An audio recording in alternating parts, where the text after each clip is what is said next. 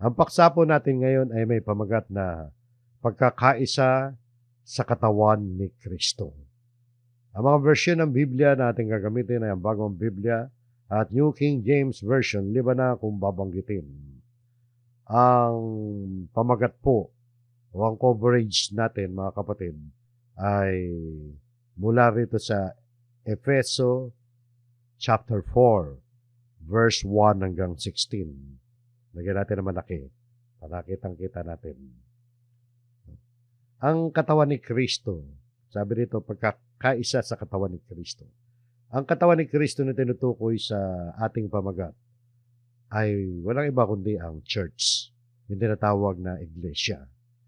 Dito sa Efeso, mga kapatid, kung titingnan natin, kung search natin sa ang Biblia, sa pamamagitan sa computer, ay makikita po natin na dito sa buong sulat ni Pablo sa mga taga-Efeso ay 10 times na nabanggit ni Pablo ang salitang katawan.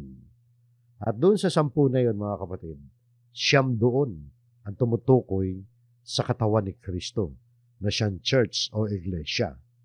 Ang salitang iglesia naman o church, kung titingnan natin yung salitang iglesia sa ang Bagong Biblia, ay makikita natin na 9 na beses na nabanggit ni Apostol Pablo dito sa buong sulat niya sa Efeso. Bakit natin sinasabi yung mga statistics na yan? Kaya natin sinasabi yan para makita ninyo, mga kapatid, na talagang dito sa sulat ni Apostol Pablo ay maraming beses niyang tinalakay o marami siyang sinabi tungkol sa church ng ating Panginoong Jesucristo.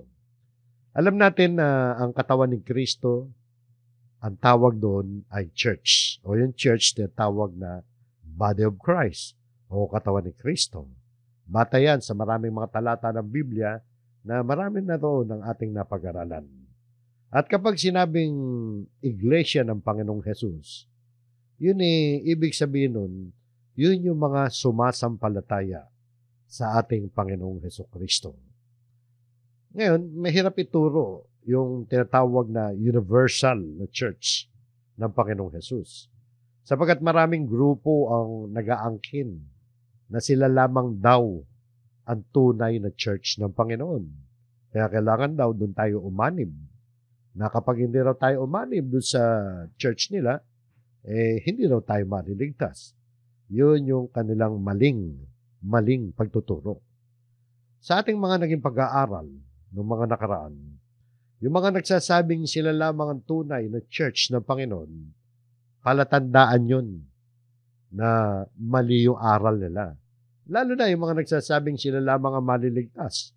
Kaya kailangan umanib tayo sa kanila. Maling-mali yun sapagkat napakaraming mga mananampalataya kay Kristo ang nagkalat sa buong sanlibutan mula sa iba't ibang mga wika, iba't ibang mga lahi, iba't ibang mga bansa. Wala namang isang grupo ng sekta ng Kristyanismo may ganun eh. Kaya ang ating aralin, mga kapatid, ay hindi tungkol sa magamat kasama yung Universal Church, pero mas higit nating mai-apply ang ating aralin sa local church. Yung pamagat natin, mga kapatid, yung pagkakaisa sa katawan ni Kristo, o yung tinatawag na the unity in the body of Christ, ay hinango po natin yan dito sa heading o subheading ng eSword Bible Software. Yung ginagamit nating software sa ating mga pag-aaral. Dito po yan. Ito po yung screenshot niyan. So, yung Efeso 4:1 hanggang 16, makikita niyo rin. Alam ko maliit yan, no? Ang sabi dyan, yung subheading yan, yung mga nakasulat sa ganyan. Unity in the body of Christ. Malaki natin. So, dyan galing yan, mga kapatid. Dyan natin kinuha yung title natin. Hindi na natin babasahin ang lahat ng mga talatang yan ngayon. Pero, babasahin na lang natin yan habang hinihimay natin ang sa pag-usad ng ating aralin. So, yun po, mga kapatid, ang source natin. Alam nyo, sabi dyan, unity in the body of Christ. Ang isa sa pinakamalaking challenge sa atin sa mga local churches ay ang kawalan ng unity o pagkakaisa. Maraming kaguluhan sa mga local churches. Lahat naman meron mga kaguluhan. Na kung tutuusin, yung mga kaguluhan hindi naman kailangan na mangyari. Yung mga simple pero mukhang wala kakweta-kwetang pagmumula pa ng kaguluhan. Halimbawa, yung pagpipintura lang ng kulay ng pader, kung minsan ay pinagtatalunan pa maigi yan. Maaari ding magkaroon ng pagkawatak-watak sa mga opinyon at sa mga desisyon doon sa ginagawang desisyon ng isang pastor. O kaya kawalan ng pagkakaisa sa paggamit ng pondo. O kaya kawalan ng pagkakaisa sa mga kagustuhan sa musika, kawalan ng pagkakaisa sa uri ng kung ano bang topic natin na dapat na i-discuss. At kung minsan pati yung schedule ng samba, ng pananambahan, pinagtatalunan. At kung minsan, dahil doon, nagkakagulo. So marami pang iba, mga sample ko lang yan.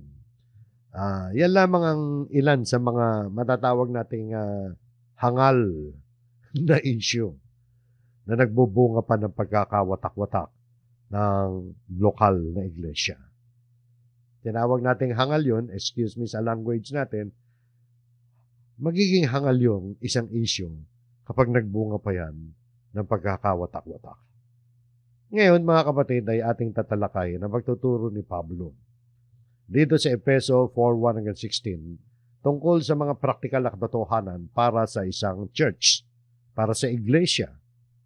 At ito nga, may apply natin ito sa local church. Kasi hindi naman natin ma-apply sa universal church.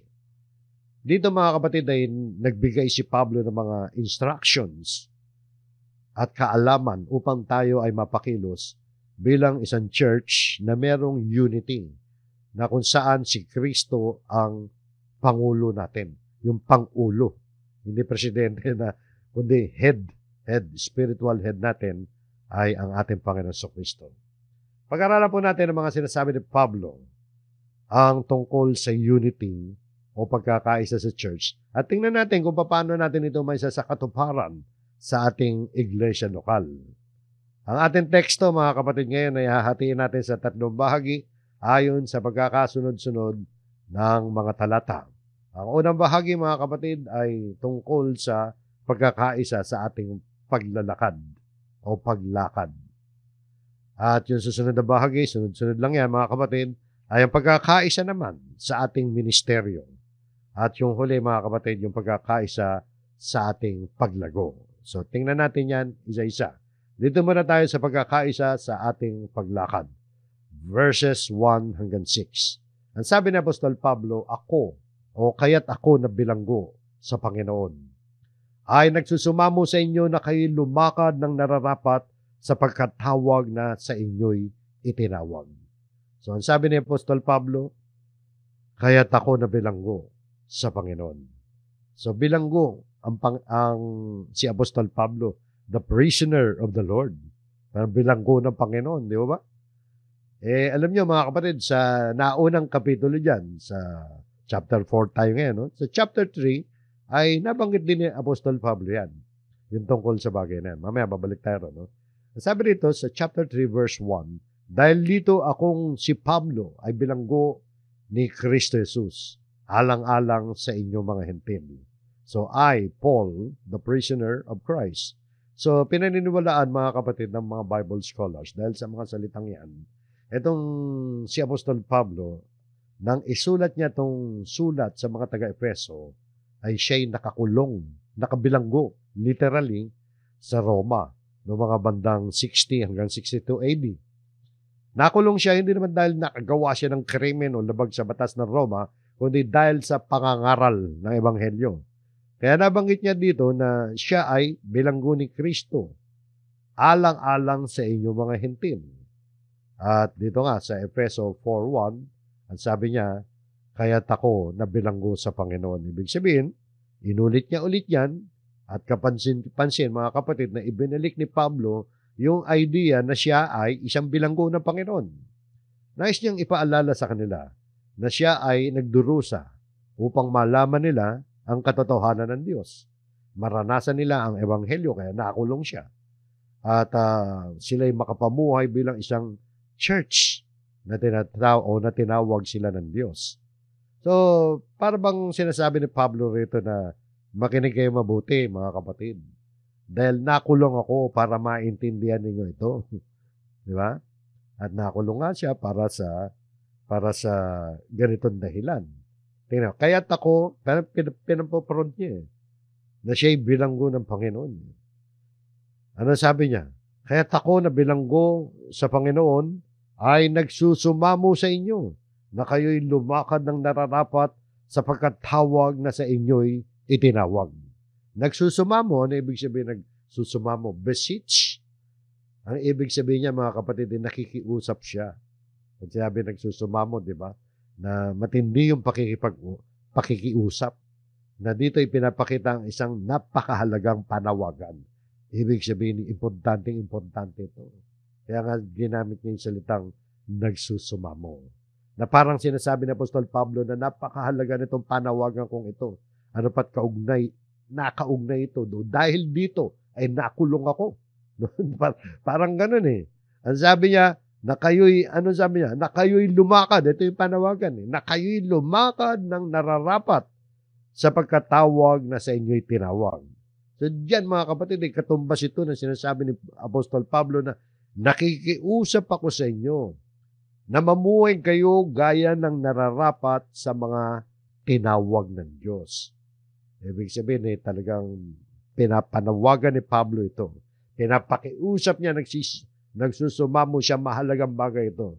Na kayong mga Kristiyano, sabi ni Pablo, parang ganyan, mamuhay naman kayo. Pag sinabing lumakad, di ba? Mamuhayan, pamumuhayan, lumakad ng nararapat sa pagkakatawag o pagkatawag sa inyo sa inyo'y itinawag. So tinawag tayo ng Diyos, di ba ba? Kay Kristo upang maligtas ang ating mga kaluluwa at sa pagtawag sa atin ng Diyos sa kaligtasan. Ano kailangan?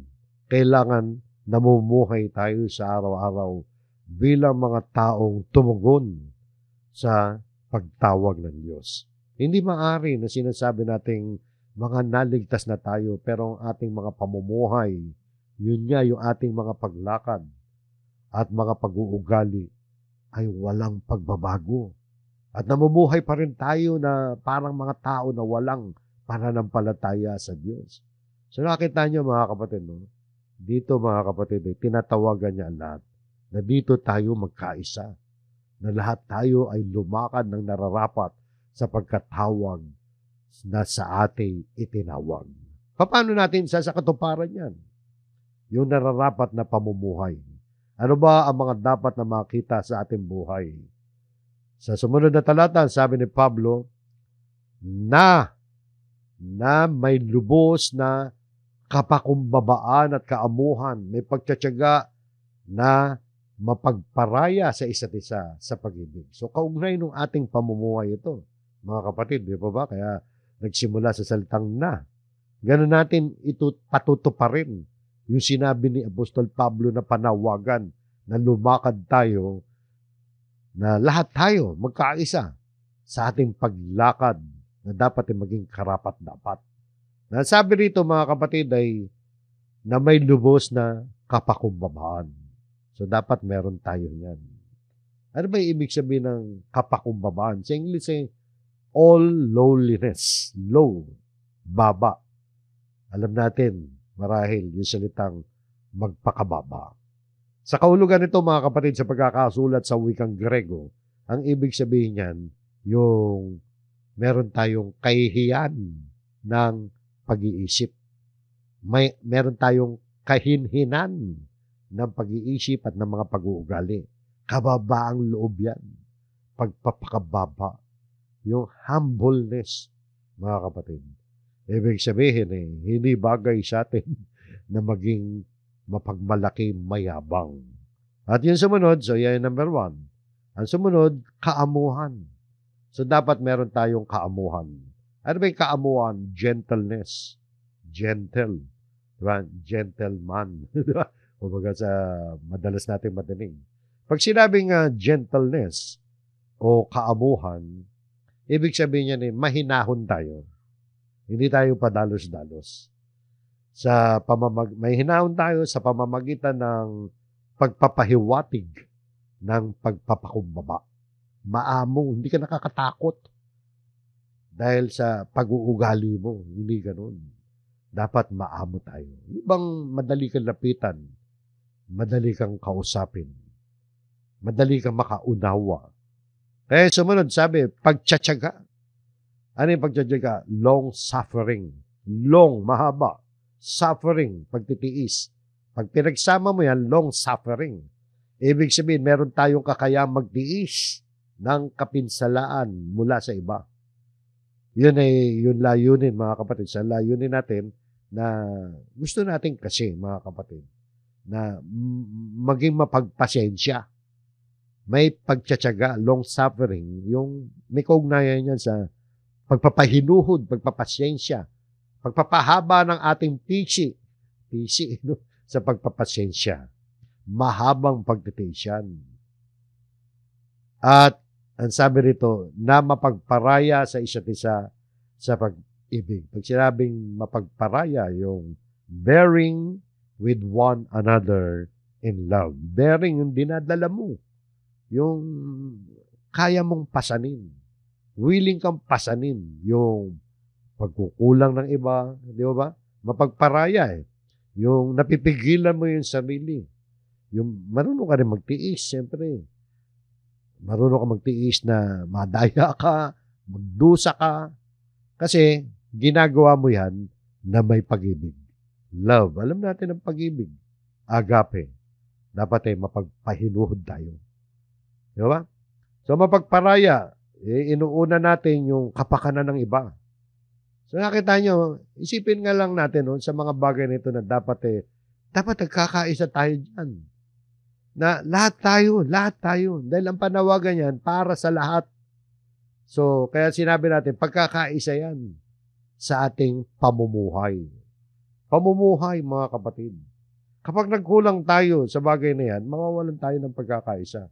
Isipin mo na lang ang local church na walang kapakumbabaan, na walang kaamuhan, walang pagtsatsaga, at hindi mapagparaya sa isa't isa sa pag-ibig. Ano mangyayari? Kung wala tayo niyan, hindi tayo magkakaisa. Mawawala yung unity. Sa sumunod na talata, mga kapatid, ay sinasabi ni Pablo na iyang mga bagay na yan ay isang pagsisikap natin. Pagsisikap yan na mapanatili yung unity natin. Anong klaseng unity? Pag walang ganyan kasi, hindi tayo pupunta. Pag yung verse 2 ay wala sa atin, hindi tayo makakarating sa verse 3. Ano ba yung nasa verse 3? So sa verse 2, kailangan merong kapakumbabaan, kaamuhan, pagtsatsaga, mapagparaya tayo sa isa't isa sa pag-ibig. Dahil yan ganito ang silbi niyan, na nagsisikap na mapanatili ang pagkakaisa ng Espiritu sa buklod ng kapayapaan. Yan. Tingnan ninyo, mga kapatid. Taglay natin ang unity of the Spirit. Yung pagkakaisa ng Espiritu. Taglay natin yung unity of the Spirit. Bakit natin sinabing taglay natin? Nandiyan na yan, mga kapatid. Given na yan. Kumbaga sana yan yung default. Pag ikaw ay nanampalataya kay Kristo, nakikipagkaisa ka sa Espiritu sa buklod ng kapayapaan. Pero ang gusto ko makita ninyo rito, mga kapatid, yung salitang mapanatili. Sapagkat yung salitang mapanatili ay nagbabadya sa atin na nandyan na yan. Ang gagawin na lang natin ay magsikap tayo na mapanatili. Ano mapapanatili? Ang pagkakaisa ng Espiritu sa buklod ng kapayapaan. So meron ng pagkakaisa ng Espiritu sa buklod ng kapayapaan na ibinigay sa atin ng Diyos. Pananatilihin na lang natin yun. Hindi na natin kailangan mag-invento ng unity natin. Diyan na lang tayo mag-unite, mga kapatid. Papagtibayin na lang natin yan. Ma-maintain, mapanatili. Sabi nga, endeavoring to keep the unity of the Spirit in the bond of peace. To keep the unity. Ibig sabihin, andan dyan ang unity of the Spirit eh. Ikikip mo na lang yan. Di ba? Ano ba yung, binigyan na ng Diyos yan eh. Pero ano ba yan mga yan? Ito yung unity natin mga kapatid. Yung sumunod na talata. May isang katawan. Ito yung unity of the Spirit. Dahil ito yung sumunod. Sabi nito, may isang katawan. Ano ba yung katawan? Dito nga sa Efeso, kapag sinabing katawan, sa 10 banggit ng salitang katawan, siya man tumutukoy sa church. So may isang katawan. Yan yung church ng Panginoon Kristo. Nandun lang tayo sa iisang church ng Panginoon. At isang espiritu. Ano yung espiritu dyan? Holy Spirit yan. Iisa lang naman ang Holy Spirit na tinanggap nating lahat. Lahat ng tunay na sumasampalataya kay Kristo, pinagkalooban, tinatakan ng Espiritu Santo na pinangako. Kung paanong tinawag kayo sa isang pag-asa ng pagkatawag sa inyo. So, isang pag-asa ng pagkatawag sa atin. Isa lang naman ang pag-asa natin. Ewan ko, kung meron kayong ibang pag-asa, baka nahihiwalay kayo. Ano ba ang pag-asa natin? Ano ba ang hope natin sa ating Panginoon sa Kristo? Tinawag tayo, mga kapatid, sa isang pag-asa. At ang pag-asa natin kay Kristo ay, number 1, yung makamit natin ang kapatawaran ng ating mga kasalanan. At tungo yan sa buhay na walang hanggan. Yan ang target natin, kaya tayo nanampalataya kay Kristo. Hindi para umatyenso sa buhay, hindi para matupad yung mga pangarap mo sa buhay. Kaya tayo nanampalataya kay Kristo, ang pag-asa natin sa buhay ay yung maligtas ang ating mga kaluluwa. So yan ang pag-asa, isang pag-asa lang. Huwag kayong magkakaroon ng ibang pag-asa na kaya ka nanampalataya kay Kristo. Yun ang pag-asa natin kay Kristo. Isang Panginoon. So isang Panginoon. Sinong Panginoon? Ang Panginoong Jesucristo. Isang pananampalataya. Isa lang dapat ang pananampalataya natin.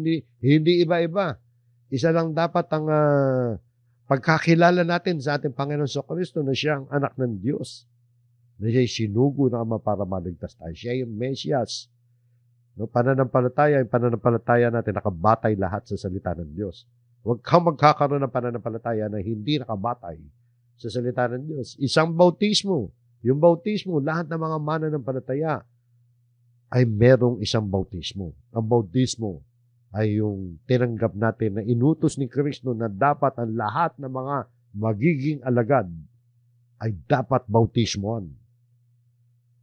Isang Diyos at Ama ng lahat, na siyang nasa ibabaw ng lahat at sumasa lahat at nasa lahat. So, isang Diyos lang tayo.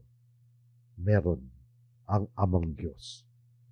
Kaya kung titingnan natin lahat na nabanggit dito, mga kapatid, ito lahat yung mga nadaanan natin. Na dito, mga kapatid, ito yung mga nabasa natin. Na dito, mga kapatid, meron tayong unity. Unity, meron tayong pagkakaisa sa Espiritu sapagkat lahat tayo meron yan. Di ba? 7 bagay yan, mga kapatid. Yan yung sinasabi kong default. Default. Pag sinabing default, taglay na natin lahat yan sa ating pagsampalataya kay Kristo. Kapag ikaw ay tunay na mananampalataya, yung 7 yan dapat nasa iyo. Kasama ka sa pakikipagkaisa dyan. Lahat yan, isang katawan, isang espiritu, isang pag-asa, isang Panginoon, isang pananampalataya, isang bautismo, isang Diyos at Ama ng lahat. Ang lahat na nabanggit na ito, naalala ko tuloy 7, no? Sangayon sa mga Bible scholars, mga kapatid, marami nagsasabi, yung number 7, sagisag yan ng completeness, yung pagiging kumpleto. No? Sabi ng mga Bible scholars. So, ang lahat ng mga nabanggit na ito ay mga bagay na nagbubuklod sa atin. Yan yung meron tayong lahat at nagpapakita ng ating unity o pagkakaisa ng Espiritu. Kaya dito ay nakikita natin na hindi na natin kailangan gumawa ng ating sariling unity. Kailangan na lamang na ating panatiliin, i-maintain, keep ang unity na ito. Mapanatili natin ito gaya ng sinabi ng una, paano natin mapapanatili yan, mga kapatid? Sa konteksto ng sulat ni Pablo dito, sa pamamagitan ng mga katangiang nabanggit niya dito. Yan, hindi naanan natin kanina. Kapakumbabaan, kaamuhan, pagtsatsaga, mapagparaya sa isa't isa sa pag-ibig. Kapag nawala yan, mga kapatid, mawawala yung ating pagkakaisa. So pagkakaisa yan na nga din sa ating mga pamumuhay o paglalakad o paglakad. Di ba? Yan yung pagkakaisa natin sa ating paglakad. Namumuhay tayo na ating pinananatili ang pagkakaisa sa Espiritu sa pamamagitan ng pagtataglay ng mga katangian ng kapakumbabaan, kaamuhan, pagtsatsaga, at mapagparaya sa isa't isa sa pag-ibig. So yun po mga kapatid. Nadako tayo sa ikalawa, yung pagkakaisa naman sa ating ministeryo. Ministry, mga kapatid. Yung salitang ministry ay mula sa salitang Grego na diakonia. Diyan na hinango yung salitang deacon o diakono, mga ganon. Ibig sabihin kasi niyan, mga kapatid, ay maglingkod. Sa New Testament, mga kapatid, ang ministeryo o yung gawain, yung ministry, o yung diakonia, ay nakikita bilang paglilingkod sa Diyos at paglilingkod sa ibang tao sa pangalan ng Panginoon. So, tungkol sa ministeryo o paglilingkod, lahat ng mga mananampalataya, ibinigyan tayo ng biyaya para makapaglingkod. Tingnan nyo, pagkakaisa sa ating ministeryo, meron tayong target lang. Sa bilang isang church, may target tayo na makapaglingkod sa isa't isa. Kung bakit, makikita natin dito ang dahilan sa mga susunod na pag-aaral natin dito sa verses 7 hanggang 12. At sabi dito, subalit sa bawat isa sa atin ay ibinigay ang biyaya ayon sa sukat ng kaloob ni Kristo. So, sa bawat isa sa atin. Ano yung ibig sabihin sa bawat isa? Ibig sabihin, lahat tayo. Di ba? But to each one of us. So, each one of us. Lahat tayo, bawat isa sa atin, na mga sumasampalataya kay Kristo, meron tayong biyayang galing sa Diyos. Kasama tayong lahat dito, mga kapatid.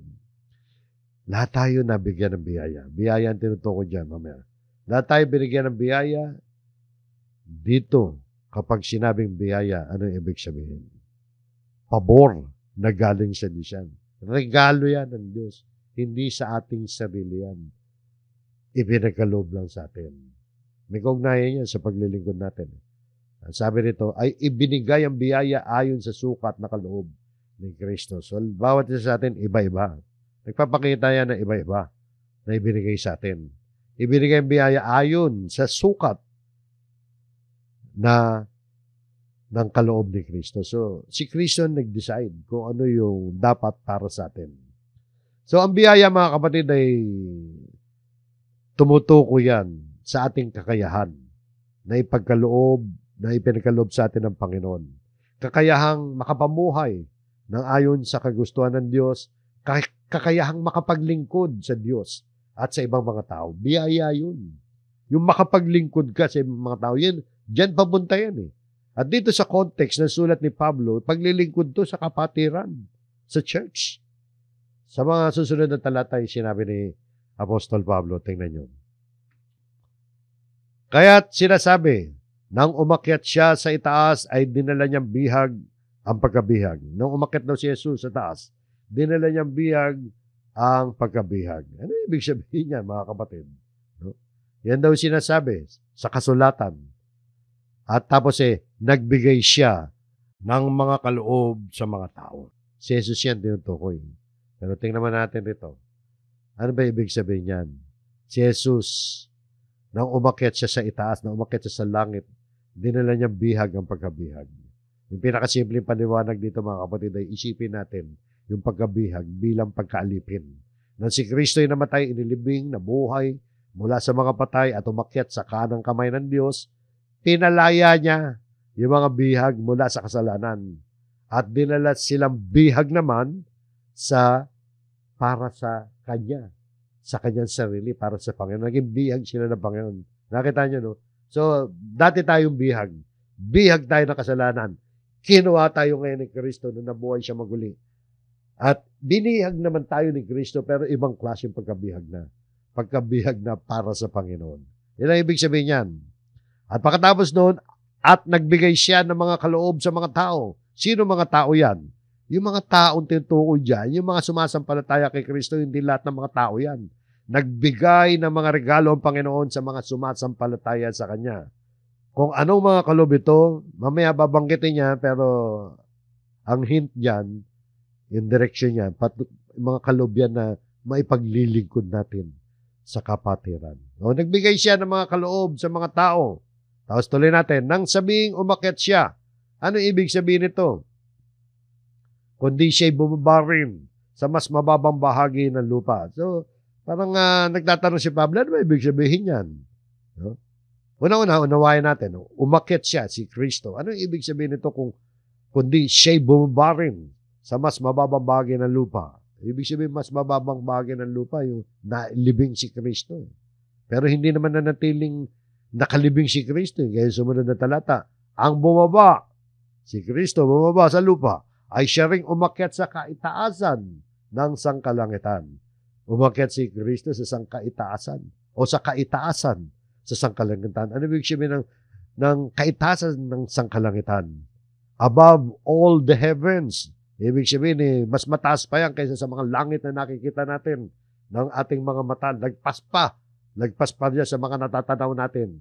Mga natatanaw natin, naabot ng aeroplano yan, di ba?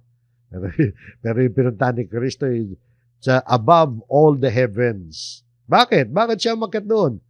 Ito mga kapatid, upang kanyang mapuspos ang lahat ng mga bagay. Yan ang dahilan kung bakit umakyat si Kristo sa langit. Para kanyang mapuspos ang lahat ng mga bagay. Ano ibig sabihin ng mapuspos? Yung salitang mapuspos, sa English ay fill. Ibig sabihin ay mapuno, makumpleto ang lahat ng mga bagay. Di ba? Mula sa langit ay bumaba si Kristo na matay, inilibing at nabuhay na muli at muling umakyat sa langit upang magawa niya na mapuspos ang lahat ng mga bagay, makumpleto niya, ma-perfect niya ang lahat ng mga bagay, ma-fill. Paano napupuspos ni Kristo ang lahat ng mga bagay? At ano ba ang tinutukoy ni Pablo dito na mapupuspos ni Kristo? Dito sa sulat ni Apostol Pablo, makikita natin yan. Yan parera lang yan. Dito sa Efeso 1:22 hanggang 23. Ang tanong natin paano ba magagawa yan? O paano ginagawa ng Panginoon Kristo na kanyang pinupuspos ang lahat ng mga bagay? Ano ba ang ginagawa ng Panginoon? Dito masisilip natin ang paliwanag sa Efeso 1:22 hanggang 23. Tingnan niyo. At kanyang inilagay ang lahat ng mga bagay sa ilalim ng kanyang mga paa at ginawa siyang ulo ng lahat ng mga bagay sa iglesia. So, tinutukoy dyan mga kapatid at kanyang inilagay ng Amang Diyos ang lahat ng mga bagay sa ilalim ng kanyang mga paa, sa ilalim ng mga paa ni Kristo at ginawa siyang ulo ng lahat ng mga bagay sa iglesia. Ginawa siyang ng Diyos na maging head ng lahat ng mga bagay sa iglesia. Na siyang katawan niya, ang kapuspusan niya, na pumupuspos ng lahat sa lahat. Ano ang pumupuspos sa lahat? Yung katawan ni Kristo, yung church niya. Nakita niyo yung halaga ng church?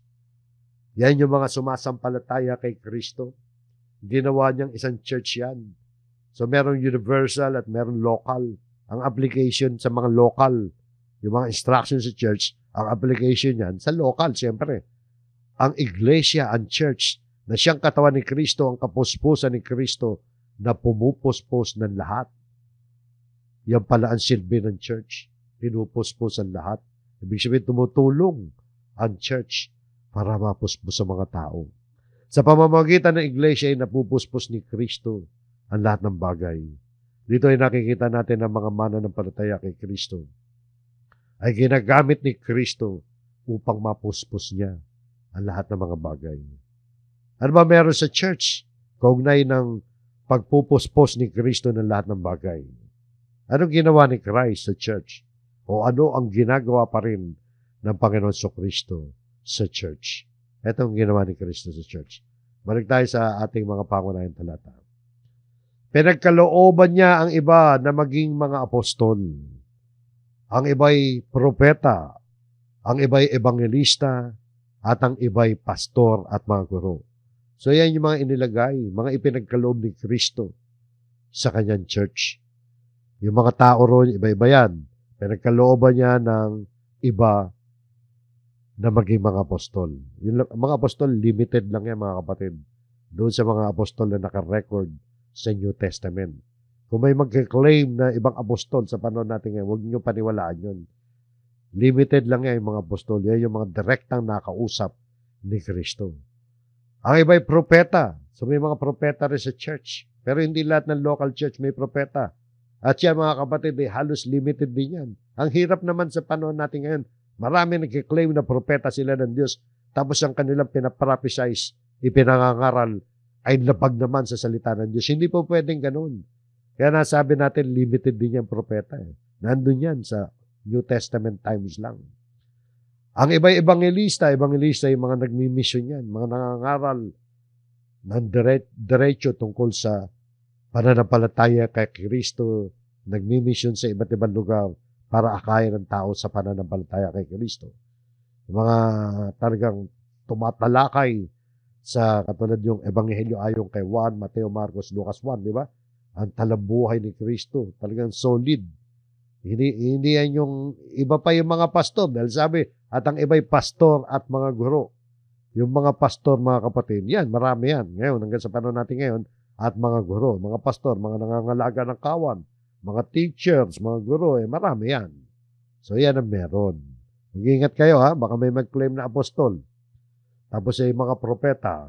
Pero ang dapat natin makita rito, mga kapatid, yung pagbibigay ng Panginoon Kristo na mga kaloob na yan sa iba't ibang mga tao, ano ba dahilan? Bakit ba mayroong mga tungkulin sa loob ng church? Lalo na sa local churches. Bakit ba may mga tungkulin? Sabi rito sa sumunod na verse, upang ihanda ang mga banal sa gawain ng paglilingkod. Para makaredy tayo na makapaglingkod.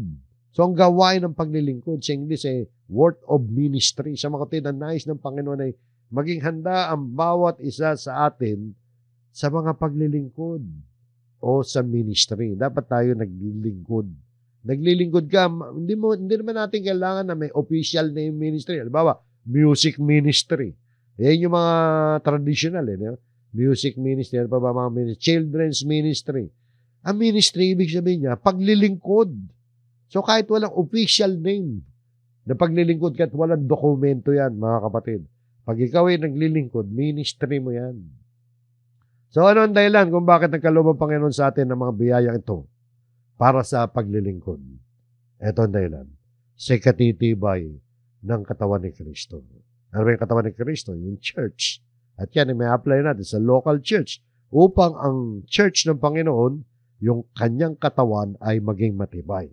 Kaya dito nakikita natin na ang mga mananampalataya, yan ang church ay dapat na maging matibay tayo. Yan ang target, nais ng, kaya tayo merong pagkakaisa sa ating ministeryo para maging matibay tayo sa ating pananampalataya, sa ating katayuan sa harap ng Diyos. Nagkaloob ng mga biyaya ang Panginoon sa bawat isa sa atin upang gamitin natin ito. Yung kaloob mo, kapatid, gamitin natin yan para sa ikatitibay nating lahat. Ano ba meron ka? Ano ba yung pinagkaloob sa iyo ng Diyos? Ano ba yung biyaya sa iyo ng Panginoon? Yan ang layunin ng mga ministry natin, mga gawain na paglilingkod sa loob ng church. Tandaan nyo, hindi lang yung mga official na ministry yan. Gawaing paglilingkod. Dapat lahat tayo naglilingkod. Ipinaglilingkod natin yung mga ipinagkaloob sa atin. So sa bagay na yan, mga kapatid, dapat mapanatili natin ng unity. Nagkakaisa tayo sa ating mga gawaing paglilingkod o sa ating ministry upang tumibay ang isa't isa. Tumibay ang katawan ni Kristo. Kaya bawat isa sa atin, dahil lahat tayo binigyan ng Panginoon ng biyaya at kaloob, dapat bawat isa sa atin ay mag-isip at kumilos kung paano natin magagamit ang mga kaloob na nasa atin upang ang katawan ni Kristo ay maging matibay. Upang ang church, ang ating local church, yan ang atupagin natin, ay tumibay at maging matatag. Upang ang mga kapatid ay maging matibay sa pananampalataya. So, nakita niyo, no? Application yan sa local church. So, pagkakaisa sa ating ministeryo. Nagkakaisa ang lahat sa ministry sa church, patungo sa katitibay ng church. At ang huli, mga kapatid, sa ating pagtatapos, Eh, pagkakaisa sa ating paglago. Paglago, mga kapatid, yung growth natin. Sa baging ito ng ating aralin ay makikita natin na yung una, ano ba yung nauna, di ba? Balikan natin. Yung pagkakaisa sa ating paglakad, pagkakaisa sa ating ministeryo. So, yung dalawang nauna dyan, dito patungo yan. Pagkakaisa sa paglago natin para lumago tayo. Lumago tayo sa ating relasyon sa Diyos. Lumago tayo sa ating pagiging Kristiyano. Umunlad tayo. Tingnan niyo mga kapatid, sabi rito, hanggang makarating tayong lahat sa pagkakaisa ng pananampalataya. Kita niyo, no? Ito yung papasok na sa konklusyon. Si Apostol Pablo, matapos siya mailahad yung dalawang bahagi. Ibig sabihin, atras ulit tayo mga kapatid. Yung una, pagkakaisa sa ating paglakad, pagkakaisa sa ating ministeryo, i-maintain natin lahat yan. Kailangan ma-maintain natin yan. Magawa natin para makarating tayo rito. Di ba? Hanggang, sabi rito, hanggang makarating tayong lahat sa pagkakaisa. Hanggang, ibig sabihin, yan ang target natin. Makarating tayo dyan. Makarating tayong lahat sa pagkakaisa ng pananampalataya. Number 1. Yun din yung verse, nilipat ko lang. No? Sabi rito, para makita nyo mga kapatid. Gumalaw kasi, no? Hanggang makarating tayo sa pagkakaisa ng pananampalataya. Diyan muna tayo. Pagkakaisa ng pananampalataya. Unang punto. Merong 4 na punto rito mga kapatid. Kaya, ano ba yung pagkakaisa ng pananampalataya? Ito yung dapat natin marating taglahin natin bilang mga mananampalataya. Bilang kabilang tayo sa isang local church, makarating tayong lahat sa pagkakaisa ng pananampalataya. Unity of the faith. Ibig sabihin, pare-pare tayo ng pananampalataya. Ang ating pananampalataya nakasalig, nakabatay sa mga katuruan ng salita ng Diyos. So, importante kung ano yung paniniwala ho natin. Kaya meron tayong unity of faith, of the faith. So, doon tayo sa salita ng Diyos. So, unang punto yan. Ikalawang punto mga kapatid, at sa ganap na pagkakilala sa anak ng Diyos. Pag sinabing, and the knowledge of the Son of God, so dapat may knowledge tayo.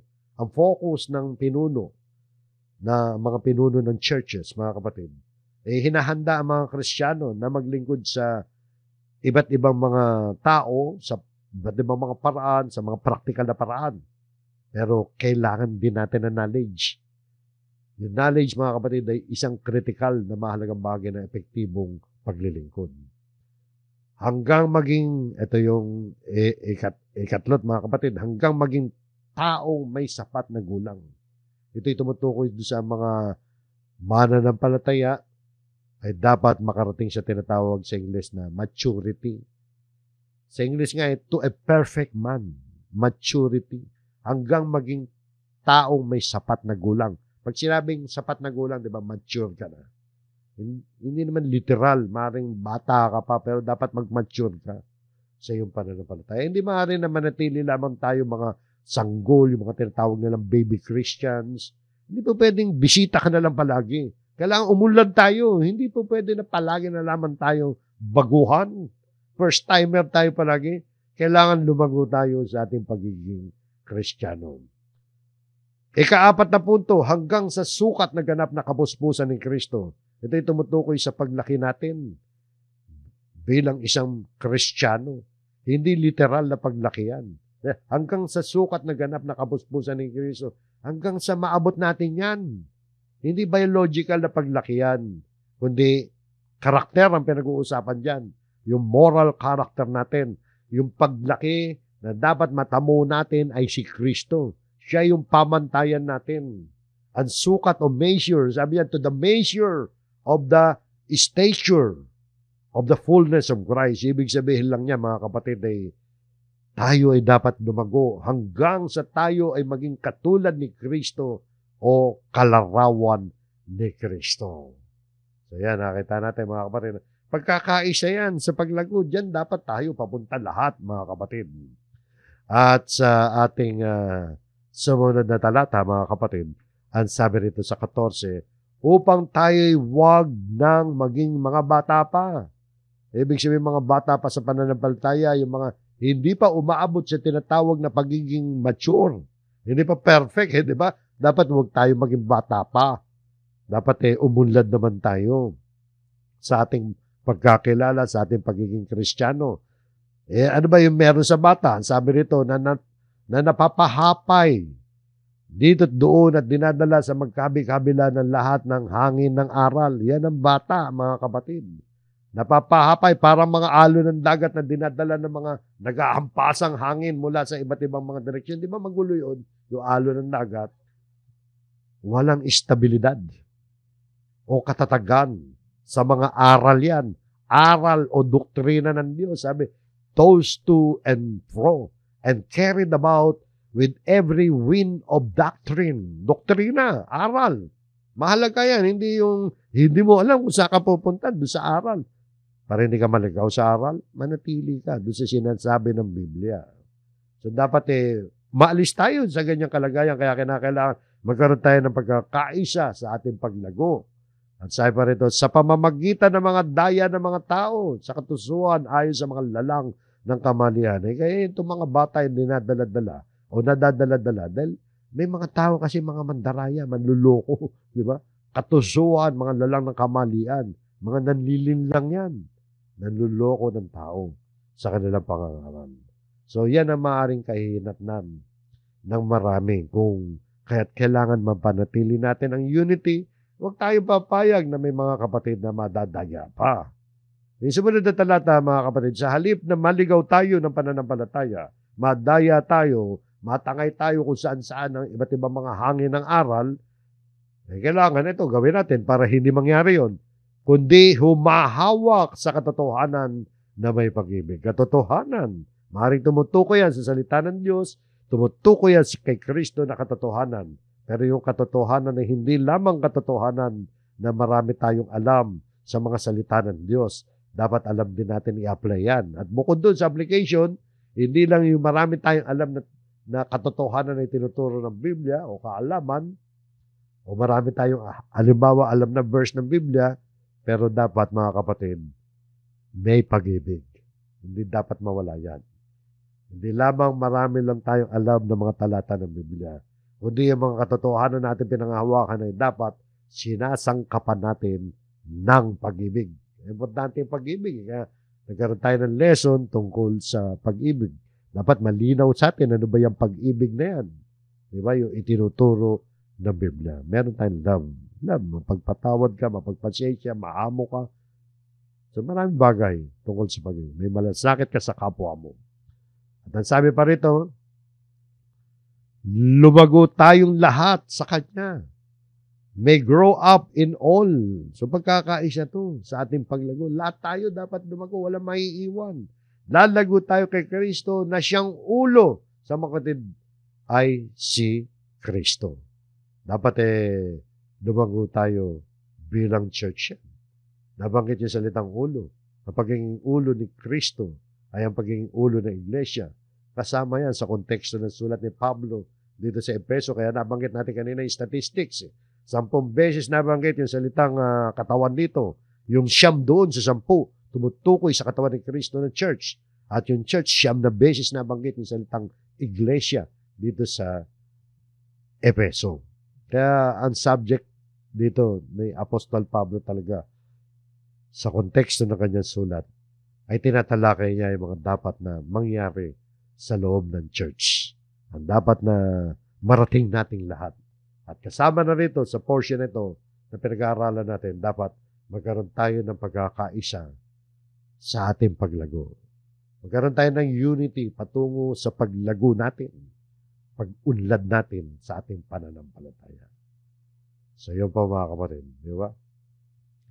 Tayo pa rito sa huling talata natin, nasa Kanya ang buong katawan na nakalapat na mabuti at nagkakaisa sa pamamagitan ng bawat litid. Ayon sa paggawa na sa sukat ng bawat bagi ay nagpapalaki sa katawan tungo sa ikatitibay ng sarili sa pag-ibig. Pinaghalo ni Apostol Pablo rito, mga kapatid. Ang alin? Yung comparison ng katawan ni Kristo na church sa comparison sa physical na katawan natin. At dito makikita natin yung ganap na pagkakaisa sa paglago ng katawan ni Kristo. Tingnan niyo mga kapatid, matapos ilarawan ni Pablo si Kristo bilang ulo ng church, doon sa naunang talata dyan, sa verse 15, dito'y tinatalakay ni Pablo yung ganap na pagkakaisa sa paglago ng espiritual na katawan ni Kristo. Comparison to sa physical na katawan ng tao. Halimbawa, sa physical na katawan ng tao, yung bawat individual na bahagi ay dapat nagtutulungan. Sa physical body natin, ayon sa disenyo, layunin nito at nilalayo ng katawan natin, di ba? Para yung katawan natin gumana na maayos. Dapat may koordinasyon yan. Yung kamay natin, yung mata natin, yung paa natin. Yan sa literal na katawan ng tao. Kapag yung bahagi ng ating katawan ay may pagkakaisa, merong harmony, yung mga bahagi ng katawan natin, at dapat lang may harmony, di ba? Nagbibigay yan sa atin ng magandang physical na katawan, di ba? Pero kung imagine natin yung katawan natin pag hindi nagkakaisa yan. Saan kaya pupunta yung katawan natin?